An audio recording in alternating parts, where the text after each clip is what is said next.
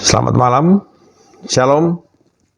Kita berjumpa kembali Bapak Ibu Saudara di dalam program My Way, renungan singkat malam hari yang akan mengantar tidur setiap kita di dalam dekapan kasih Kristus pada malam hari ini. Baik Bapak Ibu Saudara, kita akan lanjutkan renungan kita pada malam hari ini. Dan ini merupakan seri yang seperti saya katakan di dalam bulan September ini.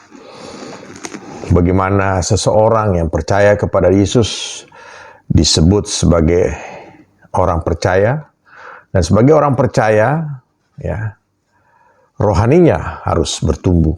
Ya. Orang yang rohaninya bertumbuh adalah orang yang dikasihi oleh Tuhan.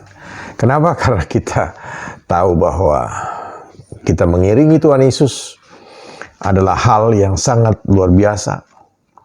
Karena Tuhan memberikan kesempatan bagi kita untuk menikmati kasih-Nya bahkan saat kita masih di dunia ini.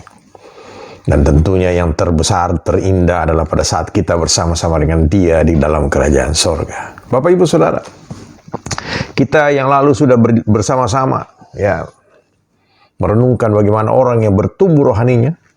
Yang pertama adalah dia suka membaca Alkitab. Artinya apa? Dia mau mengerti tentang isi hati ada daripada Bapa. Karena semua apa yang ada di dalam hati daripada Bapa kita ada di dalam Alkitab.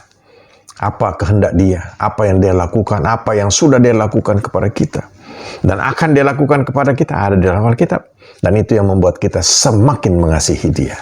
Dan kalau kita ya senang membaca Alkitab, kita mengasihi Tuhan dengan sungguh-sungguh. Tentu kita di dalam kehidupannya yang kedua, ya, renungan yang lalu adalah kita taat kepada Dia. Dan kalau kita taat kepada Dia, itulah bentuk daripada kita mengasihi Dia. Hanya Dia satu-satunya, ya. Kita harus menyembah Dia dengan segenap hati, segenap pikiran, ya, dengan segenap akal budi kita, ya. Bahkan ya tidak ada Allah lain di dalam kehidupan kita. Tidak ada masalah-masalah duniawi yang dapat mengganggu hubungan kita dengan Allah. Allah katakan, ya, kita tidak boleh punya dua Tuhan, hanya Dia saja. Tidak adalah Allah dan Mamon, tidak. Kita hanya ada Allah, ya. Mamon adalah kehidupan duniawi, uang. Kita perlu uang, saudara, tapi bukan uang yang menguasai kita. Yang menguasai kita adalah Allah kita, Allah yang hidup, yang terus membuat kita, membawa kita ke dalam kehidupan rohani yang semakin lama semakin dekat kepadanya. Karena tujuan akhir kita adalah hidup bersama-sama dengan Tuhan Yesus di sorga. Bapak Ibu Saudara, renungan kita malam hari ini yang ketiga adalah orang yang bertumbuh rohaninya adalah orang yang suka berdoa. Bapak Ibu Saudara, kenapa? Karena doa adalah sarana yang khusus bagi orang percaya untuk berkomunikasi dengan Allah. Melalui doa juga kita dapat memuji Dia, ya. Allah itu suka sekali dengan puji-pujian daripada umatnya, ya. Kita ingat bagaimana ada kata-kata yang mengatakan bahwa Allah bertakhta di atas pujian, ya. Pujian daripada orang-orang percaya yang memuji Dia, membesarkan namanya. Kenapa? Karena memang Dia patut untuk kita puji, kita sembah. Karena Dia sudah melakukan banyak hal yang teristimewa dalam kehidupan kita, yaitu keselamatan yang diberikan kepada kita. Dosa kita diampuni, saudara. Ditebus di atas kayu salib. Dan itulah pantas untuk kita menaikkan doa-doa kita dan pujian kita kepada Dia. Dan saudara, sebagai alat komunikasi daripada kita, orang percaya dengan Allah kita, hanyalah doa. Ya. Dan pada saat kita sedang dalam masalah, doa adalah tempat kita mengadu kepada Dia. Kita datang kepada Dia melalui doa. Dan doa ini ya akan sampai kepada Tuhan. Dan Dia akan menjawab setiap doa kita sesuai dengan kehendak-Nya, ya. Saudara, pemazmur katakan di dalam Mazmur 50 ayat 15 dikatakan, berserulah kepadaku pada waktu kesesakan. Ini Tuhan yang memberikan kepada kita satu jaminan bahwa pada saat kita sedang dalam kesesakan, kita berseru kepada Dia. Kita jangan mencari yang lain, jangan mencari orang-orang yang lain, ya. Aku akan meluputkan engkau dan engkau akan memuliakan aku. Saudara, Pada saat kita sedang dapat dalam masalah kesesakan, kita berseru kepada Tuhan. Dan Tuhan akan meluputkan kita. Dan kita akan memuliakan Dia. Ini yang harus kita lakukan melalui doa kita. Kalau orang yang bertumbuh rohaninya, dia pasti tahu bahwa doa adalah kunci daripada segala masalah. Ya, saudara. Doa juga itu adalah sikap hati yang penurut. Dan juga sebagai penjaga agar kita tidak jatuh di dalam pencobaan. Ya, saudara.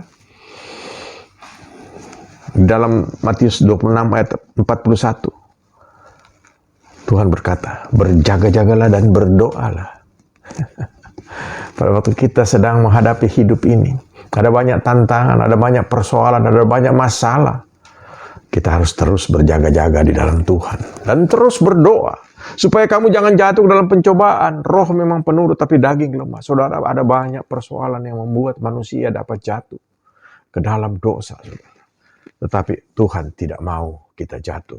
Dikatakan di dalam firman Tuhan tadi, berjaga-jagalah dan berdoa. Dan pada saat kita menghadapi masalah, firman Tuhan katakan di dalam 1 Tesalonika 5 ayat 17, tetaplah berdoa. Itu atau berdoalah senantiasa, artinya berdoa terus menerus. Pada saat kita dalam keadaan apapun juga, kita harus terus berdoa tanpa putus-putusnya. Ya, kenapa? Pada waktu kita menghadapi masalah, tidak ada jalan keluar, tidak ada yang dapat membuat kita melihat, ya, seakan-akan jalan buntu.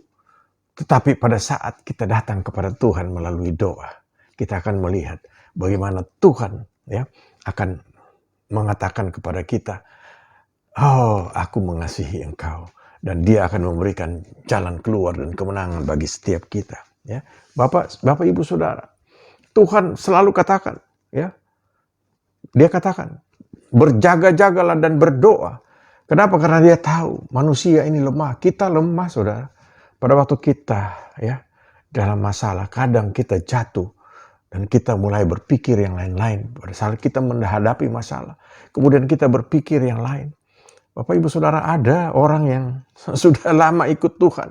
Pada waktu dia dalam masalah, bukan dia lari kepada Tuhan. Dia mulai mencari-cari jalan yang lain, saudara. Ada yang pergi ke dukun lagi, saudara. Coba tuh. Ya, ini berarti tidak menghargai Tuhan dia. Nah, ini orang yang tidak bertumbuh rohaninya. Kalau dia bertumbuh rohaninya, firman Tuhan katakan, berjaga-jagalah dan berdoa.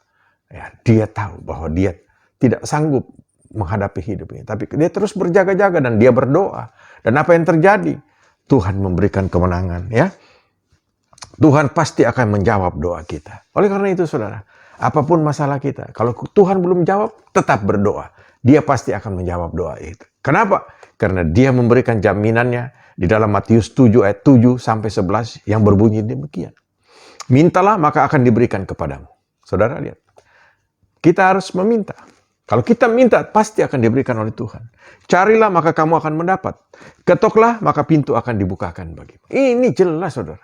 Kalau kita minta akan diberikan. Kalau kita cari kita akan mendapatkannya. Kalau kita ketok pintu, pintu ini akan dibukakan. Masalah-masalah kita, ya, yang seakan-akan tertutup, kita ketok pintu Tuhan, hati Tuhan, Tuhan akan buka persoalan dan masalah kita. Setelah itu akan menjadi beres, saudara. Ya, karena setiap orang yang meminta menerima, dan setiap orang yang mencari mendapat, dan setiap orang yang mengetok baginya pintu dibukakan. Ini jaminannya Tuhan. Ya, adakah seorang daripadamu yang memberi batu kepada anaknya jika ia meminta roti? Coba, saudara. Kita orang manusia saja. Ya, dikatakan oleh Tuhan Yesus. Ya, kita yang manusia yang tidak sempurna. Pada waktu anak kita, ya, meminta roti, apa kita kasih batu? Enggak, saudara. Dia minta roti, mungkin kita belikan dia tart. Yang lebih baik lagi kalau kita memang mampu, ya. Pasti, saudara. Apalagi bapak kita, saudara. Pasti. Atau memberi ular kalau ia minta ikan. Oh iya. Kecuali di Manado, ular memang lebih mahal dari ikan, saudara. Ya. Ular kalau sudah dimasak rica-rica di Manado sana, waduh, sedap, luar biasa, saudara. Ya, ya. Tetapi ini perkataan di sini artinya memberi ular itu adalah sesuatu yang berbahaya. Pada waktu dia minta ikan, tidak mungkin Allah kita akan memberikan yang berbahaya kepada kita. Ya, pada saat kita meminta ikan, meminta sesuatu yang kita butuhkan, Dia pasti akan berikan dengan penuh kasih kepada kita.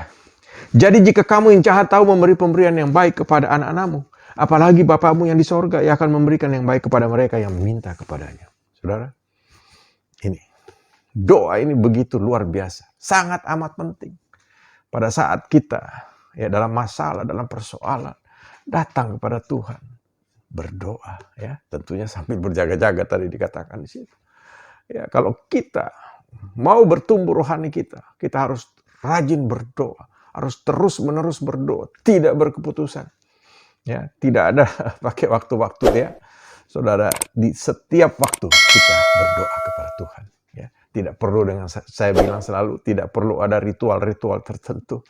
Ya, saudara mau habis bangun tidur nggak perlu gosok gigi dulu lah, saudara. Langsung berdoa, terima kasih Tuhan untuk hari yang baru. Aku sudah bangun kembali dengan satu kekuatan yang baru. Tidak perlu saudara mandi dulu, sikat gigi, ganti baju. Enggak. Kenapa? Karena Allah ada bersama-sama dengan kita. Roh Kudus itu hidup bersama dengan kita. Mengucap syukurlah di dalam segala perkara, di dalam segala situasi. Dia ada bersama-sama dengan kita. Saudara, jadi yang ketiga, orang yang bertumbuh rohaninya adalah orang yang suka berdoa. Dan kalau orang itu suka berdoa, pasti Allah tahu apa yang kita butuhkan dalam kehidupan ini. Dan dia pasti akan menolong kita, memberkati kita, membuka jalan bagi kita. Memberikan apa yang kita perlu di dalam kehidupan ini. Tuhan Yesus memberkati. Selamat malam, selamat beristirahat. Amin.